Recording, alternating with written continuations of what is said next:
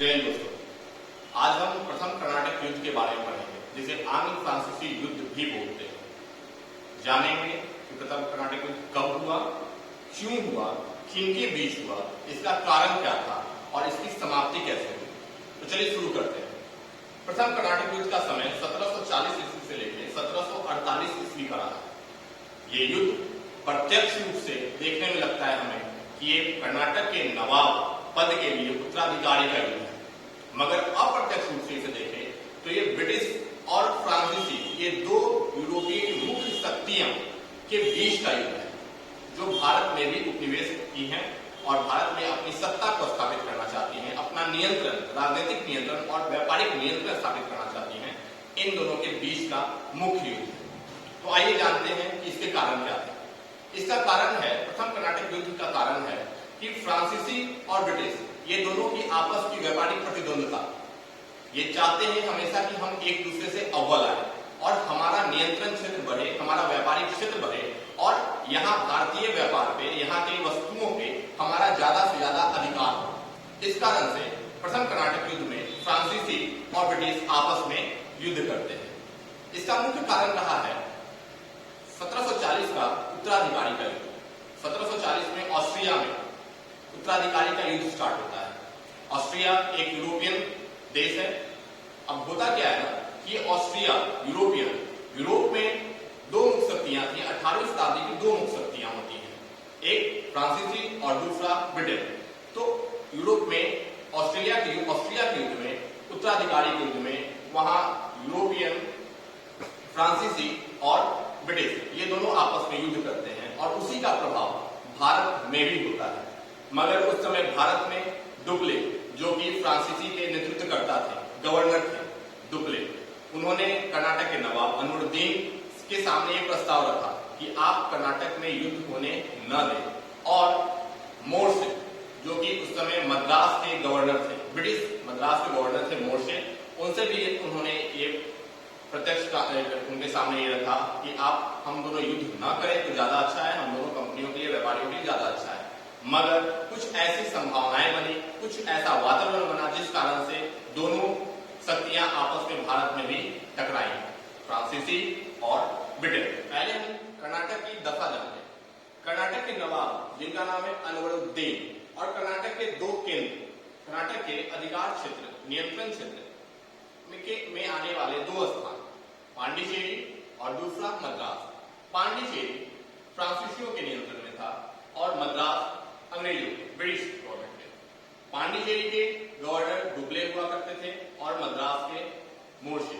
तो मद्रास और पांडिचेरी इन दोनों में युद्ध स्टार्ट हुआ यूं कि मॉरिशस, जो कि फ्रांसीसियों के नियंत्रण में था, मॉरिशस के गवर्नर का नाम है लाबोर्देन। तो डुप्ले ने लाबोर्देन की मदद से मद्रास पे आक्रमण किया और मद्रास को अपने नियंत्रण में ले लिया। मगर कुछ ही समय बाद डुप्ले और लाबोर्देन के बीच मतभेद हुआ और लाबोर्देन ने फिर से मद्रास को 4 लाख पाउंड की रिश्वत लेके ब्रिटिशों को सौंप दिया और फिर वो अपना मॉरिशस निकल गए। मगर जैसे उनके निकलते ही, लाबोर्देन के मॉरिशस निकलते ही, डुप्ले ने फिर से मद्रास पे आक्रमण किया और फिर उसे अपने कब्जे में ले लिया। मगर इन घटनाओं के पहले डुप्ले ने अनवरुद्दीन, जो कि उस समय कर्नाटक के नवाब हुआ करते थे, उसने एक संधि की थी कि आप स्थिर रहिए, हम जीत के और आपको मद्रास लौटा देंगे। जब मद्रास फिर से डुप्ले के नियंत्रण क्षेत्र में आ गया तो अनवरुद्दीन ने मद्रास की मांग की कि भाई जैसा बात हुआ था आप फिर हमको उसको लौटाइए। मगर डुप्ले इस बार इनकार कर जाता है। डुप्ले कर्नाटक के नवाब अनवरुद्दीन को मद्रास देने से इनकार कर जाता है और इसी से खफा अनवरुद्दीन का बेटा महफूज जंग अडियार का युद्ध करता है। अडियार में दोनों शक्तियां फिर से टकराती हैं। इस बार एक तरफ महफूज जंग, जो कि कर्नाटक के नवाब की एक सेना होती है, और दूसरे तरफ डुप्ले। इन दोनों की सेनाएं अडियार के युद्ध में आपस में टकराती हैं और महफूज जंग की एक बहुत बड़ी सेना को डुप्ले की एक छोटी सेना परास्त कर, मद्रास के कर्नाटक के नवाब की एक बड़ी सेना को डुप्ले हराने के बाद इसका खुद का महत्वाकांक्षा बढ़ गई और इसने दक्षिण में एक सेंट फोर्ट विलियम, मद्रास और कर्नाटक, इन दोनों पे विजय प्राप्त करने के बाद डुप्ले की महत्वाकांक्षा बढ़ गई और उसने तुरंत पांडिचेरी से दक्षिण फोर्ट सेंट डेविड नामक स्थान पर आक्रमण कर दिया और उसे अपने नियंत्रण में लेने की कोशिश की, मगर 1.5 साल के मशक्कत के बाद भी ये नहीं हो पाया। इसी बीच इंग्लैंड से यहां तक रहे ब्रिटिश व्यापारियों को सहायता देने के लिए इंग्लैंड से सेना भेजी गई और उन सेना के आने के बाद यहाँ की ब्रिटिश ईस्ट इंडिया कंपनी की महत्वाकांक्षा बढ़ी और उसने भी दोबारा आक्रमण किया, मगर वो भी असफल रहे और फिर से उन्हें सेंट डेविड लौटना पड़ा।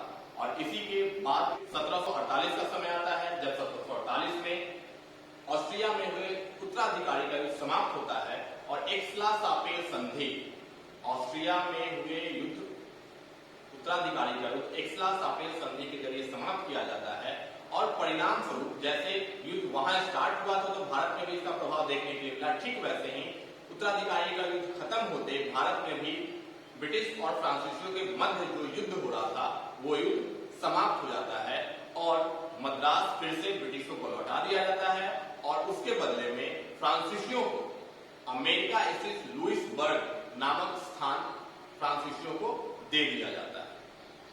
यही था आपका कर्नाटक का प्रथम युद्ध, आंग्ल फ्रांसीसी युद्ध 1740 से 1748 के बीच। अगर कोई सवाल होगा, आपके कोई क्वेश्चंस होंगे इससे रिलेटेड, तो आप अपने क्वेश्चंस को कमेंट बॉक्स में लिख सकते हैं। हमारे चैनल को सब्सक्राइब कीजिए, लाइक कीजिए और ज्यादा से ज्यादा शेयर कीजिए और अपने अनुभव हमसे शेयर कीजिए। धन्यवाद।